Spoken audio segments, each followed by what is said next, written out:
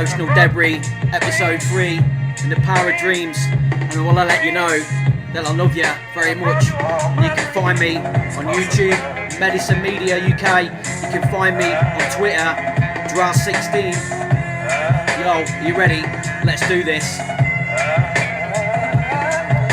This is Draz projecting love from the airwaves, floating on the clouds, sending hope through the airways, bringing you the ray of sunshine, helping you to appreciate the fun times. This is for all those with dreams, for the players, for the queens. I'm out there educating troubled teams, and sometimes it seems we're coming apart at the teams. But you know what, I never give up, because survival's built into my genes. I smash the fear to smithereens, I pay attention to my philosophical memes. I spent 8 years building my skill. Sometimes I wonder if I wake up back in Durham living with Jill. Reverse this 4-year nightmare. It's a big topic, don't ask, don't even go there. Now I'm trying to be an athlete and everything else can take a backseat. I'm looking for a lifestyle that's blissful, but my thinking is just too wishful. Some people's ambitions are anemic, but I write the future like Phillip K Dick. I'm solo, got no sidekick. I speak in code word because I'm cryptic with far out linguistics. I'm a misfit and I'm mystic. In my visions I see a girl with mad hair and funky lipstick. I find inner peace, watch out for this weekly release. Still trying to break through with a masterpiece. I put work in, put in the elbow grease, and my dreams got shattered when I was handcuffed by the police. And I'd love a house on the beach, nice car, couple of kids, nice missus. And you can replay this on YouTube on Sunday if you missed this. I've got hopes and ambitions, big steps towards my visions. I shine, I glisten when I ride the rhythm. Let's get off this island, away from the shitty living conditions, away from social divisions. Pack your provisions, much love to my fellow musicians, and don't ever regret your decisions. And you know what? I got these hopes and dreams of escape, but the money jokers and bleeders keep making me late. Missed the boat, got delayed, some clown got me waylaid. I'm taxed too for every pound that I'm paid. How the fuck can anyone save on minimum wage? I'm proud to be self-made, cause the place I come from is a place you evade. You gotta fight your way out of this UK grave. Gotta climb the way out of the deficit, climb the cliff, turn away the sniff, put down the spliff. Don't bother getting pissed, cause that's how the taxman's got you in the grip. That's how the system wins, till you're a tramp eating out of bins. A freegan in a doorway kneeling, looking at my pocket to see what I'm concealing. I do my research cause the truth's more appealing. Listen to what history is finally revealing. Survival of the fittest, smash the weak links. Escape Britain now cause life stinks. Live it up in South America with free drinks, and then I'll be winning. Palm tree sun and half-aching dark-skinned women. Yeah, and my life's been pretty fucked from the beginning. But you know what? I've got these dreams and I hold this hope in my heart that one day I'm going to escape and I'm going to do something positive. And I spread love to you and motivation to all of you, to all of my listeners, to all of my fans. And you know what? I'm driving you forward. Come on, let's get on board. Get rid of your emotional debris. Let go of your existential envy. And it's Saturday night, 8 PM. Let's do this. Yo, I'm going to be talking about the power of dreams. Let's turn this down. Hang on. Switch to me garage band. 2 seconds. Yes, power of dreams. Dreams are powerful. So what are dreams? Let's talk over the 2 types of dreams. You know, we are the music makers and we are the dreamers of dreams. Well, you know, scientists will say that dreams are like human evolution, sort of people making sense of what they've done in the day, and it's a way of making you a stronger person. It's like building on your fear response and stuff like that, and helping you to deal with the day-to-day situations. But tonight we're going to get motivational, we're going to get scientific, and we're going to get far out, man. And I'm going to tell you about how I dreamed the future, and we're going to talk about the world and work of Phillip K Dick, who's a pretty amazing kind of guy. So let's get the ambitions out the way first. Ambitious dreams, because you know, a lot of stupid people, let's not call them stupid, let's call them unintelligent. Yeah, they probably have limited dreams and ambitions and aspirations. They probably ain't going anywhere. But me, I got dreams on a big scale, and I think there's more to this. There's got to be more to this than how I'm living now. And it's these dreams, yeah, that sort of keep me going on a day-to-day basis. These dreams that keep me getting out of bed in the morning and going to work and earning a living and keeping a roof over my head and that. You know, I dream one day that I'm going to live free. I don't mean like without money or whatever, but you know, some sort of freedom. Somewhere warm. Next to me is a beautiful woman. We're one soul in two bodies. Our kids running along the beach on the sand, throwing a stick for our dog. We get in the car, we're all happy and content. Warm rays shine on us and we just smile. You know, and we wake up in the morning with no rush to get up, no rush to go anywhere, just nice and relaxed. You know, I can dream big, I guess. And I think maybe these are what keeps me going on a day-to-day basis, is this dream. This idea of getting out this kind of cold, hostile, divided kingdom. And even if that dream's getting further away the older I get, I still hold that dream in my heart. And without dreams, it's kind of easy to get stuck into a rut. You got to have something to aim towards, or your life can be very flat. And I dream of living in a world of peace and equality, where everybody's got some sort of opportunity to move forward, where there ain't people sleeping in doorways, where the education system ain't falling apart, whether that be here or anywhere else, where kids are not taking guns into school and blasting, you know, mass shootings and stuff like that, where the president of the most powerful country on earth ain't sitting with his itchy finger on that red button ready to, you know, he's just dying to fire a nuke off somewhere, isn't he? You know, he's like, oh, what's this new system we've got? Let me test it. Go on, let me test it. Let me see if it destroys everything but the fillings in their teeth. You know, I dream of living in a world where that don't exist. I dream of going into space, but you know, that's a pretty big dream, isn't it? So if there's anyone listening who wants to crowdfund me to go into space, that would be more than appreciated. The cheapest you can get it at the minute is about $75,000, and that's only going up in a really big balloon, a balloon that's about the size of a football stadium, and you don't experience weightlessness. You know, I might get me dream when I'm about 100, if I live that long, when space flight becomes more commercially available. And I dream of living in a world that's united in love and not fear, a world with hope for humanity. And that's why you'll all see that I quite frequently post philosophical videos trying to pull us all together, trying to get us all to put down our phone or technology or that black mirror that you're staring into. I realise that it's an oxymoron that you're kind of watching me through technology, like I said in my video the other day, but it is isolating us. We need to see more of each other, we need to love each other more frequently, we need to spend more time together, because, you know, times are changing, and I don't think people are so busy that they can't physically meet with each other. I think it's that they can't be bothered anymore, is what it is. And sometimes I feel like with these philosophical ideas and these motivational videos that I put out, I'm just pissing in the wind, because some of you might take notice, but you know, I've got a small audience or whatever. You know, we're too close to the abyss for any rope that I throw out to be able to pull you back. It's a bit thin, the rope that I'm throwing out on a weekly basis, for you to get rid of your emotional debris and sort of, you know, crawl back from the abyss. Humanity is slipping into the abyss. Society is falling into the toilet. And I'm only one man, so, you know, this is a mission. This is something you got to share. This is ideas you're going to have to share with each other to be able to, you know, pull each other together, pull each other back from the abyss, because I can't do it all on my own. And you know I express who I am and what I want, and some of you laugh at me, but that's probably because you're ignorant and unambitious like my old man. But I don't care, you know. Actually, feeling like that, feeling things, the sort of depression that my old man put on me as a young person, that's given me dreams and aspirations. That's driven me forward to say, nah dad, I ain't going to be like you. I ain't going to be a mug, and I ain't going to listen to the things you say. If I want to go out there and chase me dreams, you ain't going to stop me. That's your problem, not mine. And there's many people like that in society, and this is a massive problem, that people will tell you that you can't achieve your dreams, and that you you can't do the things that you set your mind to. And society's getting more like that. It's more and more putting you down, and it's because they don't believe in themselves. So you got to sort of shake them off, you know. Hold hope in your heart that if you know that you can do it and you really want to do it, you go for it, you go and do it. So I want to tell you about how I dreamed the future, and if you want to believe me, that's fine. If not, just go back to watching the Kardashians or whatever mindless crap it is that's keeping you in this state of hypnosis, alright?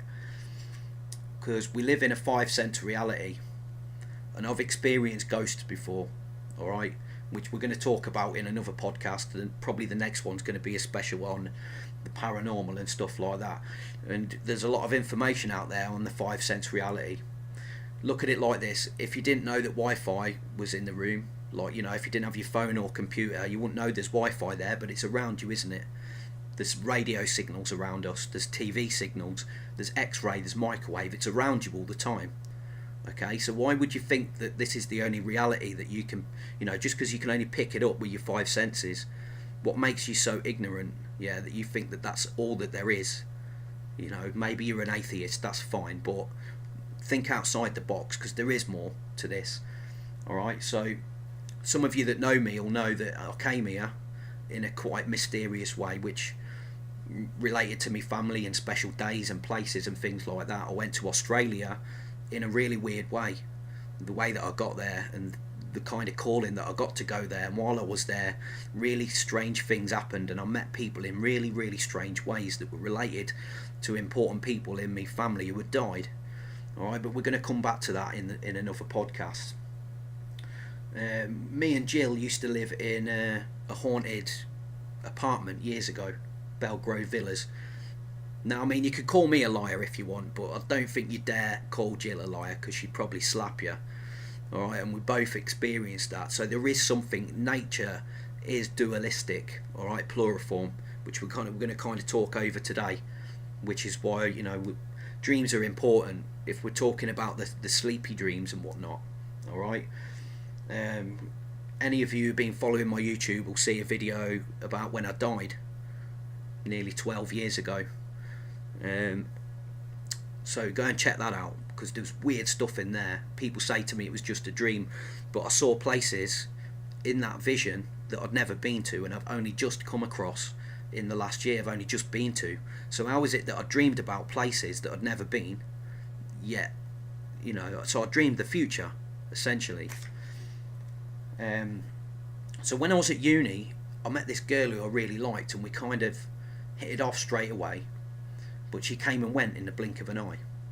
And then I hadn't seen her for a while, and I had this dream about her, and my mate sort of taunting me in my dream.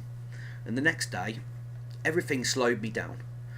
I was in and out my door, into my dorm, trying to get my stuff together. I went to uni, the computers weren't working, they kept crashing every 16 minutes.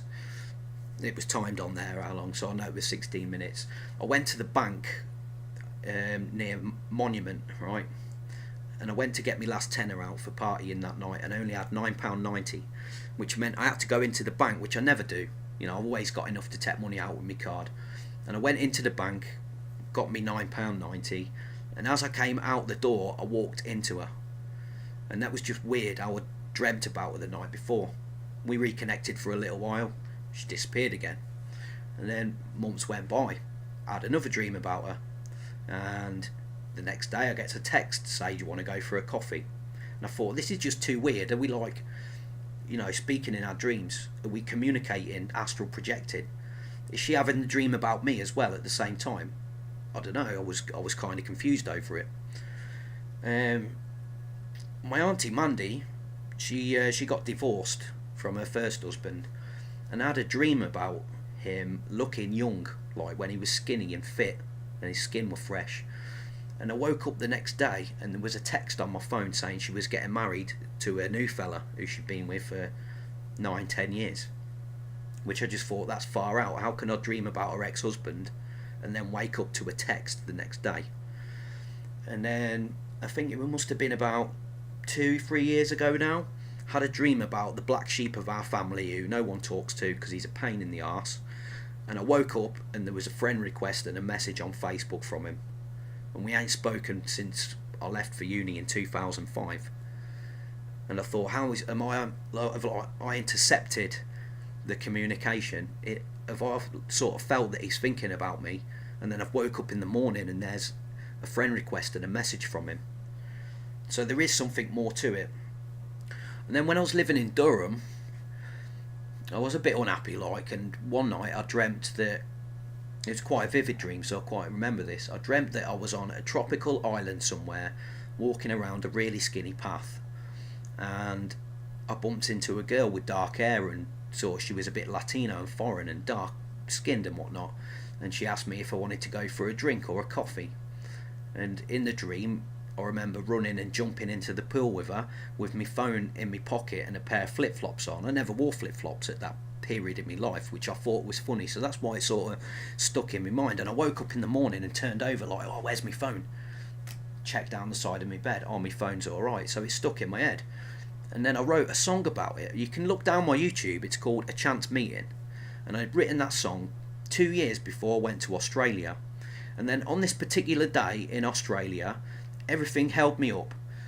I went to get my usual taxi driver and he said he didn't know who I was. So I was like, right, bollocks to you then. I'll get a water taxi to the other side, it's quicker. So I goes to the other side and I said to this woman, so where do I scuba dive? And she went, oh, it's on that island there in the middle of the bay. I'm like, oh mate. So I've waited for another water taxi. Water taxi's come. We're halfway across the bay and the engine cover flips off and the engine explodes, loads of smoke coming out. And me and these two other guys in this little water taxi were paddling to get to Irikiki, which is the resort in the middle of the bay. So I gets to the where you pay to get in to scuba dive and whatnot, and the fella says, oh, you can't walk around the island without a receipt. You got to get a docket before you can do anything. Like, you know, you get your free drinks and your food with this docket. So I'm like, well, where's the docket then? He said, oh, the fella with the dockets is around the other side of the island, you'll have to hang on. So I'm looking at my watch thinking, oh, come on, I've got to be back on board at 3 o'clock. Guy with the docket comes 20 minutes later. I starts walking around this island and I thought, this feels familiar. I feel like I've been here before. And as I'm taking pictures, this girl comes towards me taking pictures. She stops, we speak. She says, you want to go for a coffee? Later that day I jumped in the pool with my phone and my flip-flops on. And it was just too weird. It was exactly how I'd seen it in my dream. I dreamt the future 2 years before it happened. Now there ain't no explanation for that. There's no explanation for that. You can call me crazy, you can call me a liar, I don't give a fuck. Like I said to you earlier, if you don't believe me, go back to watching X Factor and Kardashians in your state of hypnosis, I don't care. Because reality is dualistic and pluriform, which is now going to bring me on to my next topic, which is the author Phillip K Dick, who is the man who dreams the future. Alright? Some of you might recognise the works of Phillip K Dick from Total Recall, Blade Runner, Minority Report, Electric Dreams and Man in the High Castle. I absolutely love all of these films and this TV series.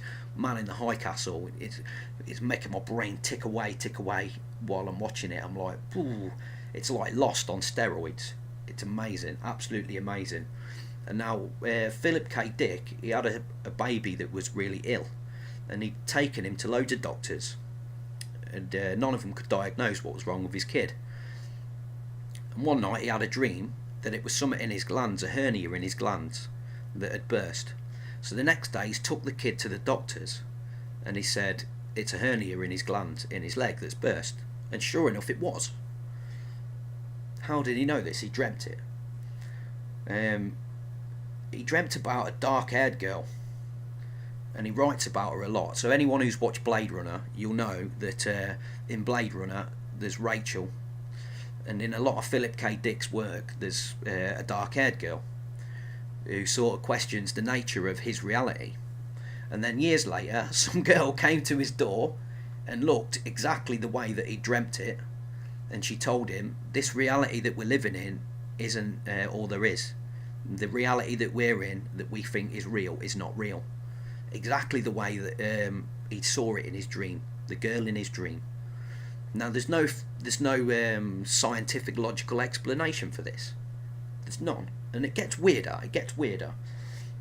So when he was in the 60s, him and his mate took LSD together, and he'd never learned Latin. He didn't speak Latin, but he started rambling on that he was a gladiator and speaking in perfect grammatical Latin like he'd spoken it his whole life with no stress on it at all.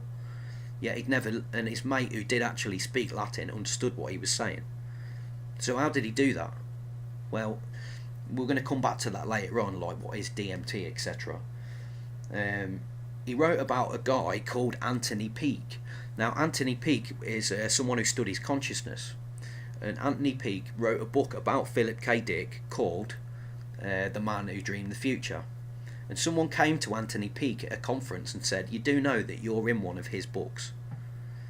And then they looked through it, and sure enough there it was. There was a guy called Anarch Peak, and they think that maybe Phillip K Dick had dreamed about this guy who was going to make a biography on him. Another one of his books, How to Build a Universe and Not Destroy It in 2 Days, he wrote parts like that are similar to the Bible, and he went to his priest who on a Sunday he would speak to, and he read some of this out, and his priest said, "You do know that's in the Bible, right?" And he was like, "Well, no, I've never read that deeply into the Bible, how could I know?" And in it there's a black man that's on the road that needs help, and years later he's gone out to put something in his mailbox, and sure enough there was the black guy that he'd seen in his vision, and he asked him if he was alright. He said, "Well, I've run out of money and I've run out of petrol, so can you help me?" So he took him to the petrol station, and while he was there, the exact thing that he dreamed about happened. The way that he saw it in his dream and the way that he wrote it in his book was to the point, right? So how is this possible? I just don't know. He wrote about meeting a girl who was an undercover agent who was pretending to be a druggie who was in serious need, and she was having an affair with the one of the chief of police, and he actually met her.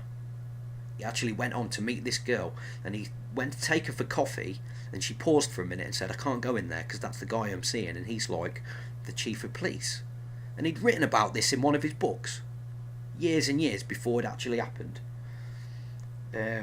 Now some people are saying that he's what you call patient zero of the Matrix, but he, in his opinion, you can watch this, there's a good video called Phillip K Dick Simulation Theory, where he's at a conference and he says, "I think I'm the first one to come out and say this, but I don't think I'm the first person to experience it." So when you have deja vu, and this is when you feel that you've already experienced that reality, and that's kind of like variables of what happened. That's where like reality's shifted, and you've already experienced it before, but you don't know why. We can't explain it. Doctors will say that it's just where your brain's fired the same neuron twice, and you think that you've experienced it already. This is what we call a partial actualized reality that's close to our own, and by consensus gentium, consensus gentium, which is Latin for the people agree. So basically, if everybody agrees that this is the reality that we live in, therefore it is the reality that we live in. But why should it be just because people agree that this is the reality that we live in as such? The mind's a complicated thing. The chemicals that are buzzing around in the head, and like the nature of the reality that we live in. Oh, there goes my phone, hang on, slid off. If we all believe something to be true, then I guess it makes it true, don't it? And what Phillip K Dick seems to think is that his memories were returning, that he's lived in a sort of alternate reality, and that his memories are like coming back from that other reality, or that when he sleeps, because every day he would get up and write what he saw in his dreams, and when he sleeps he thinks he's slipping into them other realities that are kind of next to our own. Like I said earlier, we live in a 5 sense reality where we're only sort of picking up what's around us with our eyes, ears, nose, taste, touch, smell, whatever. And often in Phillip K Dick's work, it's based around one character. So, when you dream, you are that main character, aren't you?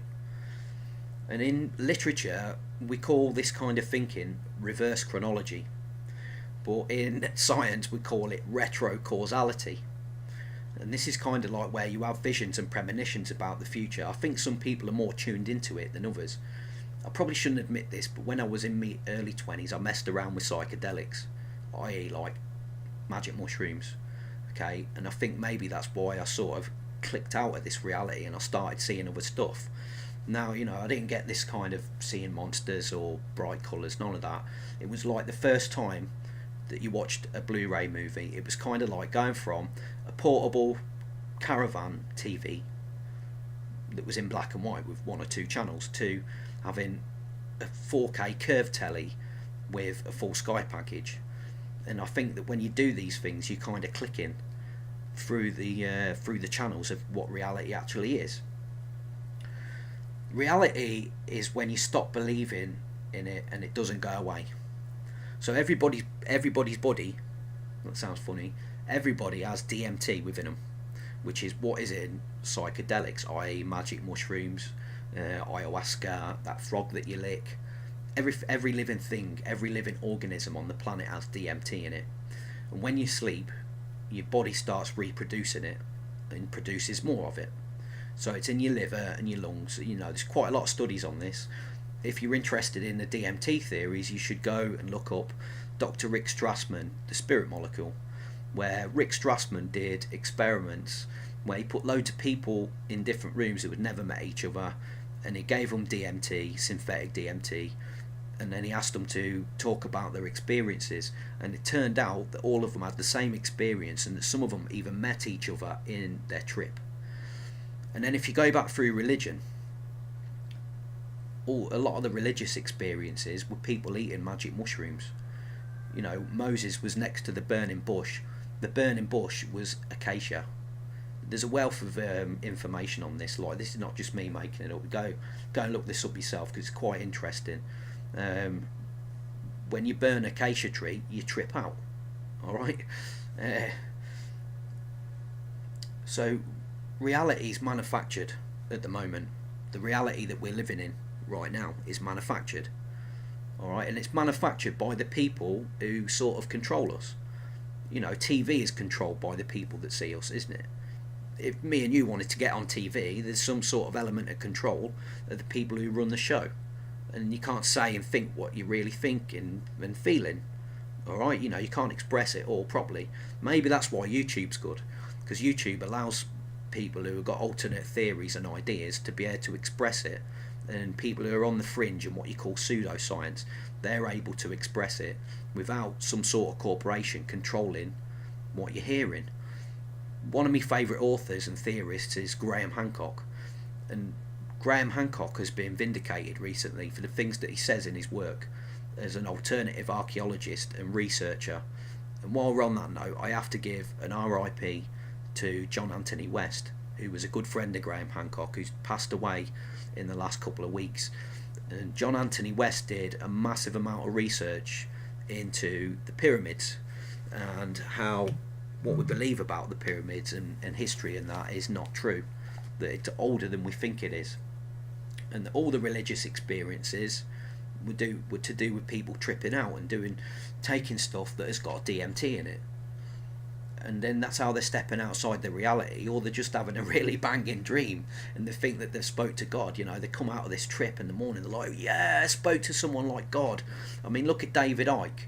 David Icke went and did the ayahuasca experience, and he came back wearing turquoise, saying that he spoke to the Godhead. Whether or not he did, it's not important, but it goes to show that while you're on psychedelics and you have these experiences, and they say that when you die, that your body gives one last kick of dimethyltryptamine. So maybe that's why when I had my near-death experience, I felt like I was tripping my nut off, and it was more realistic than reality. Who knows? You know, like, this is such a massive subject, a massive topic, that's really difficult for even me to get my head around it. And you know, I study these things and I'm really into it, so go and look it up. So I just said reality is manufactured by those in control. That brings us into the next topic of technology, and are we in the Matrix? We're not in a sort of pod, don't get me wrong, we might be, who knows. We're not in a pod as far as I think, but technology is controlling us now, isn't it? You know, everybody's sort of obsessed with their technology and their phone and their iPad, etc. Everyone's people can't do anything without technology. You want to apply for a job, you got to use technology. You want to go for a shit soon, you're going to have to use technology. I'm sure there's people in Japan that have got these, you know, technological toilets that help you go toilet and keep your seat warm and clean your toilet for you. I'm starting to sound like a bit of a technophobe in a way, but technology is enslaving us, and that's kind of like Orwellian meets Aldous Huxley. You know, George Orwell predicted the future of how technology would interfere with our lives, and then before him you had Aldous Huxley writing about the future and how the things we desire will enslave us. in a perfect utopian society, we're enslaved by everything that you need, consumerism. And this kind of like putting people in a state of hypnosis. Technology is putting you in a state of hypnosis rather than actually getting out there and doing something. Even me as a runner. So yeah, it's good. Look, I got this nice watch, TomTom watch, but I'm running along looking at it. I got on fine years ago without it, and now I'm running along looking at it. Oh, what's my mile time? How far have I done? What's me splits? What's me heart rate? All this lot, it's enslaving me instead of me actually running. You know, today I was running along the beach, filming myself running along the beach, saying about how we should be doing this more often. That me making a little video, I'm enslaved. I've enslaved myself while I'm out there doing something that I should be, you know, this sort of freedom feeling, this feel-good feeling. Even though I'm on the fence with technology, I'll say this, and I'm aware of it. Years ago, when they started farming, they realised that they could treat people like cattle.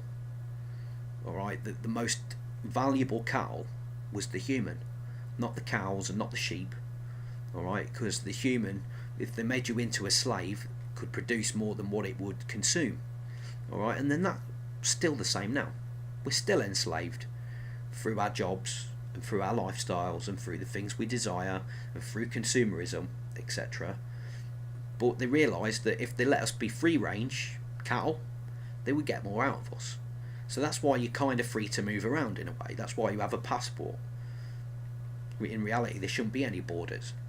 I'm not saying you should just be able to wander where you want, but there should be a bit more open, you know, I don't know. Should we have visas for places? The wealth should be spread out so that you don't need a visa. You don't need to like think that the streets of Australia are paved with gold and that loads of people want to go there. The streets of England are paved with gold. Spread the wealth out, stop nicking everyone else's wealth, and then you know, you won't need any visas. If everyone's got the same living conditions and it's beautiful everywhere, then you won't need a passport and you won't need a visa, and I won't need to go down to London to the American embassy and get fingerprinted and them say, nah, sorry Dwayne, you're a revolutionary and a terrorist and you're a Marxist, you're not coming into America even if you want to pass through to go on holiday to Mexico. Piss off. It shouldn't be like that, really, should it? But we're enslaved like cattle. So what about this simulation theory? Because there's loads of stuff on YouTube. I mean, don't get me wrong, I like the flat earth theory, but it's bollocks. Maybe it ain't, but the majority of it is bollocks. There's too much of it, and most people are just repeating what everyone else has said. But the simulation theory, you've got credible people like Neil deGrasse Tyson, for example. Neil deGrasse Tyson, God, I could listen to him all day. He's probably one of the most intelligent people on earth, and he makes it sound simple enough for stupid people like me to understand it. And they're starting to see now, physicists are starting to see that everything in the world and everything in the universe is running on binary code, on zeros and ones, like that of a computer. So if we go back to the Big Bang Theory, alright, well, a Big Bang happens every time you turn your computer on. Your computer's not living while it's turned off. So could we be in a simulation? Well, who knows? Look at The Sims. If we look back to 30, 40 years ago when you had Pong and how crappy Pong was, and then now we look at video games and virtual reality and soon augmented reality. That scares me. Augmented reality scares me, because I think that's the idea. We're going to be walking around and sort of using across of virtual reality. I don't fully understand what it is. What's wrong with where you are? Why do you need some pair of glasses and a headset to be walking around? And Windows are already developing it. Go look it up. This pair of glasses that they're developing for augmented reality. It's scary shit. Someone do me a favour and invent me a time machine, or give me a TARDIS so I can just go back to the 80s when life was a bit more simple and we didn't have mobile phones and computers and all this, and we didn't have no virtual reality, and you could watch stuff like Tron and just dream about what the future might be.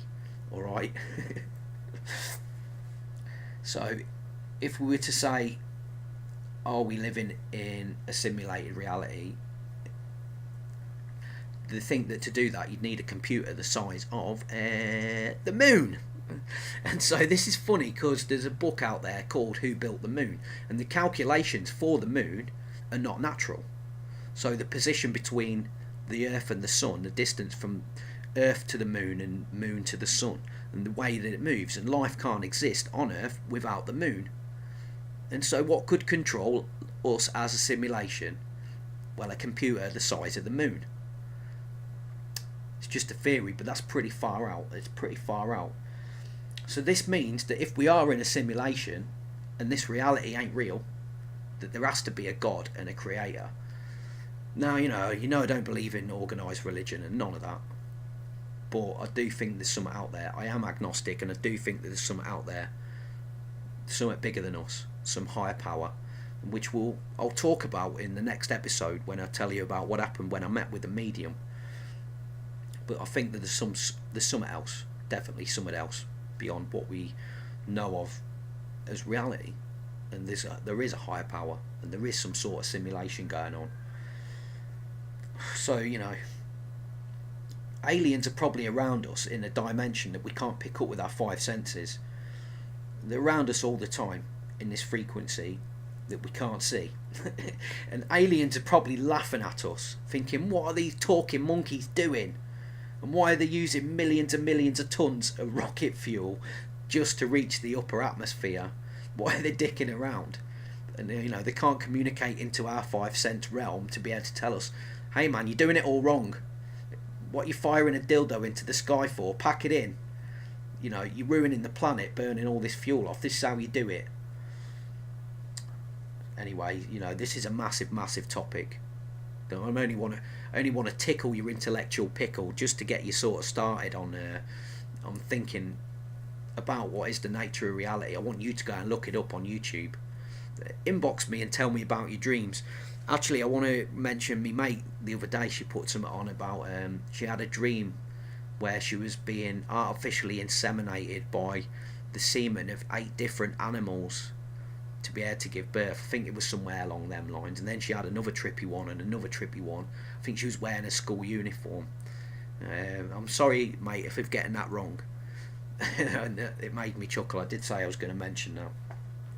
Shout outs, wiggly shout outs. Oh, there ain't many this week. I'll give a shout out to me mate Sophie. If you're still watching, Sophie, well done on passing your driving test. You're a legend. Want to give a shout out to Junie Mo because she makes me chuckle. She makes me feel positive. I want to give a shout out to me mate who I was speaking with last night, who is like an energy source for me. She's kind of electric to be around. Come and see me.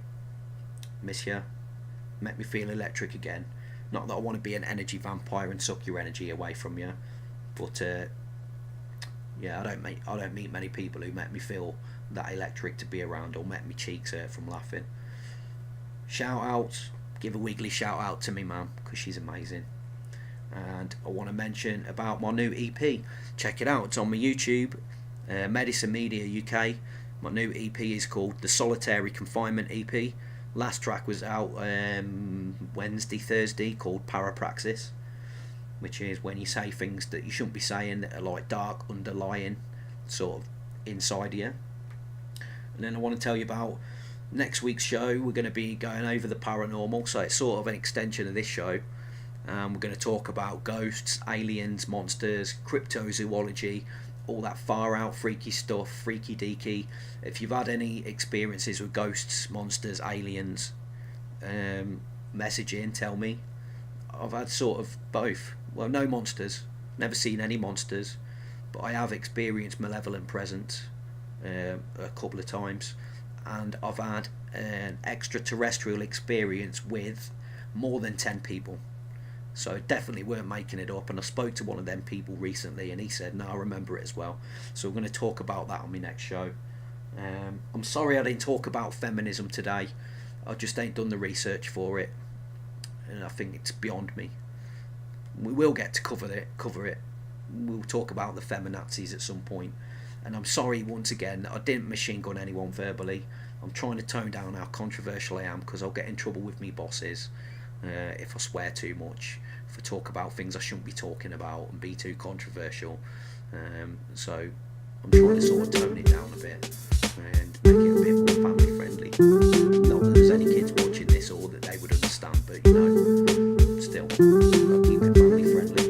for now, I want to let you know that I love you all, and my door's open to you. My inboxes will be opening to you. Message in, send me some love. I'm sending you love through the airways. And until we speak again, or until you hear me again rather, much love and take care of yourself. By the way, I hope your Valentine's Day was better than mine. I went to bed at 8 o'clock. See you later. Bye now.